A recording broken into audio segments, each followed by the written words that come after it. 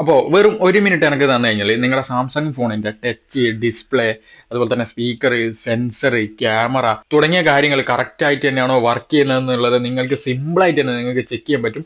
അതെങ്ങനെയാണെന്ന് ഞാൻ ഡീറ്റെയിൽ ആയിട്ട് തന്നെ പറഞ്ഞുതരാം. അതിന് ഇതുപോലുള്ള വീഡിയോ കിട്ടാൻ വേണ്ടി നിങ്ങൾ പേജ് ഇപ്പോൾ തന്നെ ഒന്ന് ഫോളോ ചെയ്യുക, നിങ്ങളുടെ ഫ്രണ്ട്സിനൊക്കെ ഒന്ന് ഷെയർ ചെയ്ത് കൊടുക്കുക, വീഡിയോക്ക് ഒന്ന് ലൈക്ക് ചെയ്യുക. അപ്പോൾ നിങ്ങൾ എന്താ ചെയ്യേണ്ടതെന്ന് വെച്ച് കഴിഞ്ഞാൽ നിങ്ങളുടെ ഫോണിന്റെ ഡയലർ എടുക്കുക, നമ്മൾ കോളൊക്കെ ചെയ്യുന്ന ഡയലർ ഉണ്ടല്ലോ, ആ ഡയലറിൽ വന്നിട്ട് *#0*##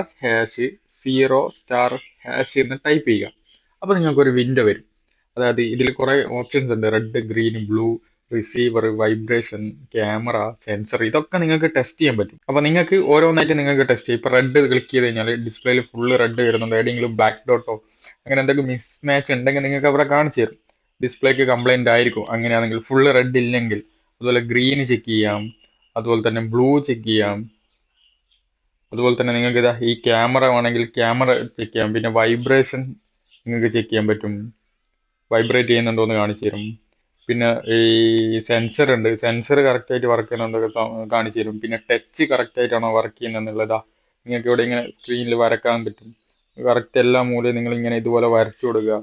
അപ്പോൾ നിങ്ങൾക്ക് കാണിച്ചു തരും. ഏതെങ്കിലും പൊസിഷനിൽ വർക്കിംഗ് അല്ലെങ്കിൽ നിങ്ങൾക്ക് ഇവിടെ കാണിച്ചു തരും ഇന്ന സ്ഥലത്ത് കറക്റ്റായിട്ട് വർക്ക് ആകുന്നില്ല എന്നൊക്കെ.